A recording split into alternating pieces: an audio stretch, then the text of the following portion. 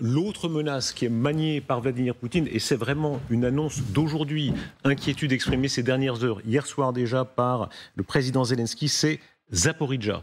Avec cette annonce faite donc par les autorités à Kiev, qui estiment que les Russes pourraient oser le pire à Zaporijjia, il formule même l'accusation très précise. Il l'était en disant que, selon lui, les préparatifs techniques sont déjà prêts de la part des Russes. Quel crédit est-ce qu'on peut faire à cette déclaration des Ukrainiens ?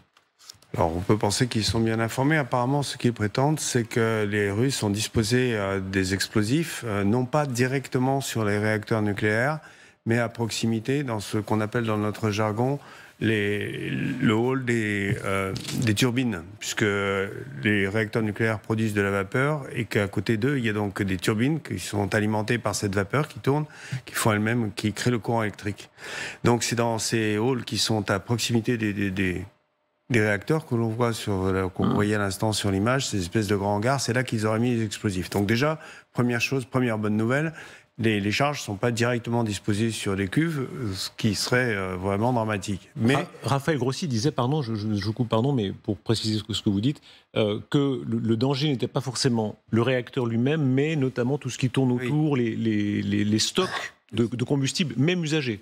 Exactement. Mais là, ce qu'il faut bien comprendre, c'est qu'on n'est pas du tout sur des choses de même ampleur que des catastrophes qui se sont déjà produites, en particulier Tchernobyl, et même Fukushima dans une moindre mesure. Ce qui est l'information la plus inquiétante, c'est qu'ils auraient aussi disposé des explosifs sur les réservoirs qui permettent aujourd'hui de réfrigérer la centrale, bien que le réservoir du barrage qui se trouvait un peu au-delà, ait été complètement asséché. Je m'explique, il y a une réserve d'eau de grande importance qui est entretenue et maintenue, qui avait été mise au plus haut niveau avant que le barrage n'explose, et qui permet de refroidir en permanence ces réacteurs nucléaires. Ces réacteurs nucléaires, voilà, on voit la photo donc de ce cooling pond, ça veut dire l'étang de refroidissement. L'étang de refroidissement, c'est donc cette réserve d'eau qui permet aujourd'hui de réfrigérer en permanence la centrale et d'évacuer ce qu'on appelle la puissance résiduelle. Je rappelle que toute la centrale est à l'arrêt, sauf un réacteur qui a la puissance la plus faible, pour permettre de faire fonctionner l'ensemble des circuits auxiliaires.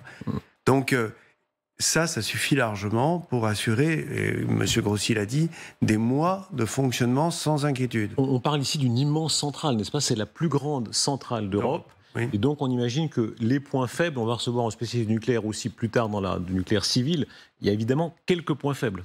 Mais il y a toujours des points faibles dans un circuit d'eau, c'est comme chez vous. Hein, je veux dire par là, quand le cumulus dans la maison explose, ça provoque des dégâts considérables partout ailleurs. Donc il y a toujours des points faibles dans un circuit. Ces circuits, ils ont été conçus pour être le plus redondant possible, c'est-à-dire que quand il y a un circuit qui casse, normalement il y en a un autre qui est capable de le reprendre derrière, et on est capable d'isoler le premier, donc ce sont des mesures de précaution.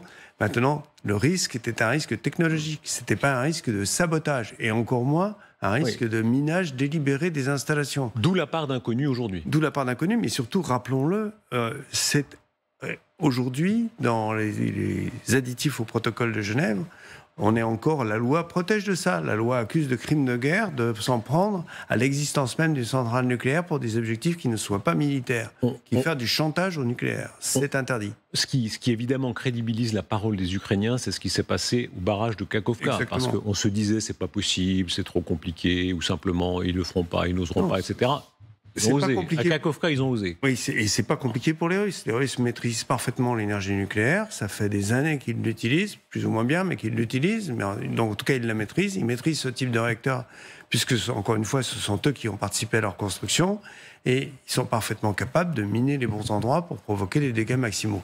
Bon, maintenant, en aucun cas, il n'y aura un nuage de radiation, il y aura des nuages de très grande quantité comme il y a eu à Tchernobyl, parce qu'on n'est pas du tout dans la même configuration. Par contre, ce qu'il peut y avoir, c'est des épandages de matière nucléaire sur le sol. C'est-à-dire qu'on empoisonnerait le site de la centrale. Bon. Et ça exigera des travaux considérables après, mais ce n'est pas dramatique. Là, les Ukrainiens s'y préparent. D'abord, je prends évidemment votre expertise, vous êtes un des mieux armés intellectuellement pour le commenter, mais il faut dire aussi que Raphaël Grossi, dans notre même émission, on disait la possibilité d'un nuage n'est pas nulle, et on voit aussi comment les Ukrainiens sont en train de se préparer à des exercices à l'échelle de tout le pays, parce qu'ils considèrent qu'il y a chez eux un danger réel, et encore une fois, ce qui s'est passé à Kakhovka les prémunis, ou en tout cas c'est surtout la mémoire de Tchernobyl, hein, pour l'Ukraine, qui est extraordinaire, donc extrêmement importante. Oui, bien sûr, on comprend qu'ils soient encore plus sensibles que d'autres. C'est comme les Japonais avec Fukushima. Il y a une tonalité d'inquiétude en Ukraine depuis quelques heures, c'est très frappant. Ils sont très critiques sur le fait que les Occidentaux traînent les pieds. On l'évoquait avec le président François Hollande. Ils sont inquiets sur le fait qu'à Vilnius, les promesses à l'OTAN semblent un peu vagues pour l'instant. Et puis il y a la grande inquiétude sur le front d'un éventuel gel, c'est-à-dire que les positions ne bougent pas tellement. Est-ce que ça correspond à ce que vous observez ?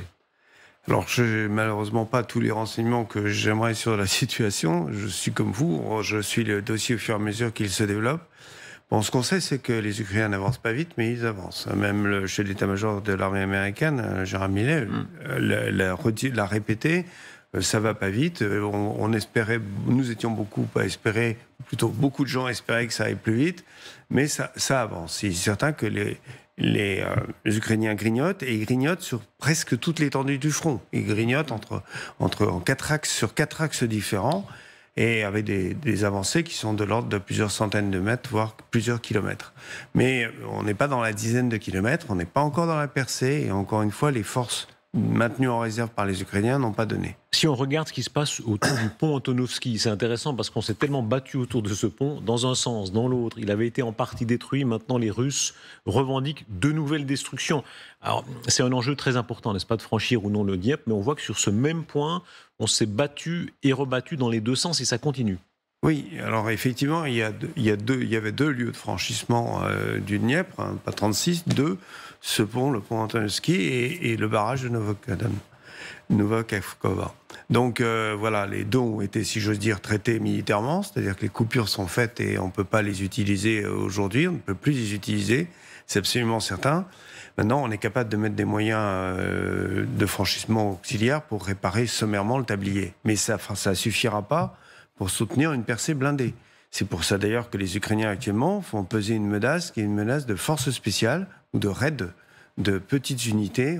On va jusqu'à dire que ce sont des pelotons de 6 hommes qui entretiennent la menace au sud de Kherson. Est-ce que l'ouverture potentielle d'un autre front en Biélorussie, la carte parle, ce qui est en train de se passer est très important, on l'évoquait avec François Hollande, Loukachenko qui prend sur son sol des armes nucléaires tactiques, Loukachenko qui prend sur son sol les forces de Wagner, avec le risque qui est, il y en a eu au début de la guerre, une attaque par le nord. Est-ce que ça risque de créer un deuxième front ?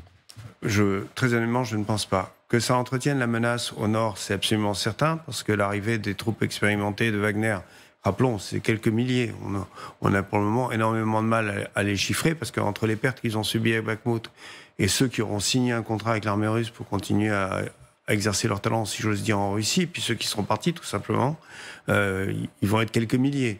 Mais quelques milliers de gens de ce niveau, ça peut quand même semer pas mal de désorganisation aux frontières, par exemple, si telle est la décision de Loukachenko. Personnellement, j'y crois pas, parce que Loukachenko n'a aucun intérêt à attiser une tension quelconque sur ses frontières. Lors de la première attaque, celle de Kiev, il y a eu un certain nombre de troupes qui sont passées, n'est-ce pas, par le nord, donc le canal existe. Mais rappelons que Loukachenko n'a pas grand-chose à refuser à Poutine. Ouais.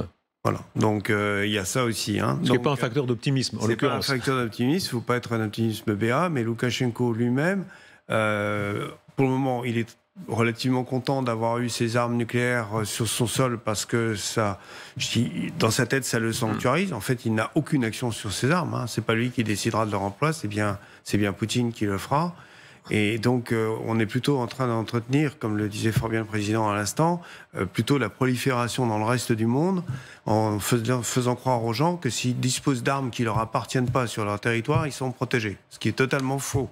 Écoutons ce que disait le général Yakovlev. C'est très intéressant parce qu'il a une vue d'ensemble depuis le début. Il a été parmi les plus offensifs en disant il faudrait aider davantage les Ukrainiens, pourquoi pas même frapper des positions russes. Et il n'est pas suspect vraiment d'être un pessimiste de nature. Mais là, il dit, de fait, il y a un gel. Il ajoute immédiatement, il espère que la Russie s'effondrera d'elle-même. Mais faute de ça, pour l'instant, il y a un gel. Il dit poliment, on appelle ça une pause opérationnelle. Écoutez-le. Si on est dans l'hypothèse d'un délitement du pouvoir russe, dans les mois à venir, pas les décennies à venir, dans les mois à venir, pourquoi on tuerait aujourd'hui des gens qui fuiront le champ de bataille demain, comme en 1917. Pourquoi mes soldats mourraient aujourd'hui pour s'emparer de haute lutte d'un quartier qui donc, en général, si on raisonnable aussi. Ça peut être un calcul, mais en d'autres termes, c'est le gel. C'est le fameux gel que beaucoup craignaient pour l'Ukraine. Or, pour l'instant, si c'est votre hypothèse, ce serait un gel. Ça serait un gel, oui. Ça serait. Alors, le mot poli, c'est pause opérationnelle. Ouais. Donc, on décrète une pause opérationnelle. Amiral Vichot, aux oreilles ukrainiennes, évidemment, c'est tragique d'entendre ça, parce que depuis le début, ils disent le pire pour nous, ce serait que la Russie s'installe sur les territoires occupés et reste. C'est-à-dire qu'on l'a bien vu, les défenses que les Ukrainiens affrontent aujourd'hui sont le produit du fait qu'ils n'ont pas pu attaquer auparavant, parce qu'ils n'en avaient pas les moyens, et puis ensuite parce qu'ils en ont été empêchés par le climat et les conditions au sol. Donc c'est clair que tout ce temps-là a été mis à profit par les Russes pour bien équiper le front et en fait y placer des défenses formidables. Maintenant, encore une fois, les renseignements qu'on a nous permettent de penser que les Ukrainiens avancent en plusieurs endroits du front, pas vite, mais ils avancent. Et au fur et à mesure qu'ils avancent, ils grignotent les lignes et donc ces positions fortifiées. Et ce que nous a montré Wagner, c'est que derrière ces positions fortifiées, il n'y a plus grand-chose. Donc, si on peut se dire qu'effectivement, si les Ukrainiens arrivent à un moment, dans les mois qui viennent, ou dans les 2 mois qui viennent, à grignoter suffisamment pour faire un trou, ben derrière, il n'y aura plus grand-chose. Ce qu'on sait déjà aujourd'hui, c'est que manifestement, les Russes déplacent des forces de l'ensemble du front. Ils sont en train de rétablir leurs forces pour boucher ces fuites. Donc, ça prouve bien qu'ils s'inquiètent. En particulier, il faut monter les forces de la presqu'île de Kherson. Pour l'instant, c'est vraiment une lutte que vous dites pied à pied, avec une progression, mais une progression relative des Ukrainiens. Regardez cette séquence et commentez-la avec nous. On voit à quel point c'est un soldat ukrainien enseveli dans la tranchée. On arrive, heureusement pour lui, à ce qu'on le sorte, mais ça en dit long sur le fait que voilà, ça reste une bataille de tranchées, de positions extrêmement lentes. Voilà, on peut laisser le micro ouvert, vous allez la commenter avec nous. Qu'est-ce qui s'est passé là pour que le soldat soit en partie... C'est incontestablement un bombardement d'artillerie qui est venu l'ensevelir, ou peut-être même une explosion commandée par les défenseurs. En fait, les Russes sont dans les tranchées, et les Ukrainiens doivent aller dans ces tranchées, nettoyer les tranchées. C'est différentes lignes de défense que les Russes ont installées, qu'ils ont creusées avec des moyens mécaniques, et dans lesquelles ils ont organisé leur défense. Donc... ils sont prêts à tirer sur leur position, mais c'est ce qui est fait dans toutes les guerres. À partir du moment où l'ennemi commence à investir les lignes, on donne l'ordre à l'artillerie de tirer sur ces lignes, en espérant qu'il ne reste pas trop de soldats dessous. Et donc les gens sont ensevelis par les projectiles, les effets des projectiles. Ça représente combien de lignes normal. entre la première ligne, entre la tranchée et les lignes suivantes? Il y a quoi? Quel est le dispositif? Ça dépend de la manière dont il a été conçu et dont il a été resserré. Les défenses efficaces s'étendent sur plusieurs kilomètres. Il faut compter entre 5, 10, parfois 20 kilomètres. Ça dépend beaucoup de la morphologie du terrain. Ça dépend beaucoup des moyens qu'on a mis à cet endroit-là. Mais si vous regardez les images qui ont été diffusées dans les émissions précédentes, vous aviez des cartes assez bien faites qui montraient ces profondeurs et qui montraient qu'elles étaient très variables sur toute la longueur du front. Toujours les images des tranchées, cette autre séquence où on voit que la guerre de tranchées continue. Ils demandent les avions, pour l'instant ils ne les ont pas. Il y a les chars, on en voit relativement peu. Ça reste cette guerre, n'est-ce pas, toujours du pied à pied dans une grande partie. Ici, on est dans la région de Donetsk. Oui, le problème, on l'a très bien dit, ce sont les mines. Le problème, c'est que toutes ces défenses, ces tranchées, etc., elles sont protégées par des réseaux de mines extrêmement denses. Beaucoup plus que les fameuses dents de dragon, voire même des fossés anti-chars, parce que pour poser un fossé anti-char, il faut vraiment déplacer beaucoup de terre. Par contre, c'est assez facile d'épandre des mines. Et ce ne sont pas seulement des mines anti-chars, ce sont aussi des mines antipersonnelles. On l'a bien vu, et les Ukrainiens ont manifestement eu beaucoup de pertes lors des assauts parce que le terrain était miné. C'est pas facile à déminer. On voit l'impatience de certains autour de l'Ukraine. Les Polonais sont allés jusqu'à dire, certains d'entre eux, pourquoi pas intervenir même sur le sol ukrainien. Rasmussen, ancien secrétaire général de l'OTAN, conseiller du président Zelensky, qui dit il n'est pas impossible que des Polonais, pas forcément l'armée polonaise régulière, mais que des bataillons polonais, plus ou moins levés spontanément, décident un jour d'entrer en Ukraine. Ça n'engage que lui. Moi, je n'ai pas de renseignements. C'est un ancien secrétaire général de l'OTAN, c'est pas monsieur tout le monde. Oui, d'accord, mais bon. Voilà, ça n'engage que lui, et je ne suivrai pas de ce côté-là. Ce serait une erreur selon vous? Ce serait une erreur. Il faut voir comment les choses tournent, mais pour le moment, oui, je pense que ce serait une erreur. Ça alimenterait la machine de propagande de Poutine, et les Ukrainiens, très honnêtement, n'ont pas besoin de ça.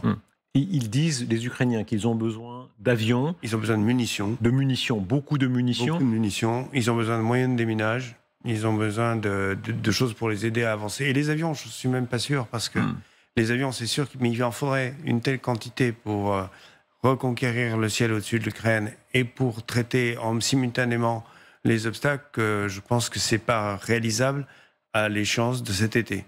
Par contre, ce qui est réalisable à l'échéance de cet été, les Ukrainiens nous ont montré qu'ils pouvaient le faire, c'est de poursuivre leur offensive terrestre et d'arriver à percer en un endroit. Ça veut dire quoi? On a appris, j'ai appris par exemple que la météo, même dans la guerre en 2023, ça compte encore comme dans les guerres de l'Antiquité, à un point que... Non, mais l'homme reste un homme, même s'il est extrêmement augmenté, même s'il a plein d'inventions géniales, il est toujours tributaire de la nature. Et ça, il ne doit jamais l'oublier.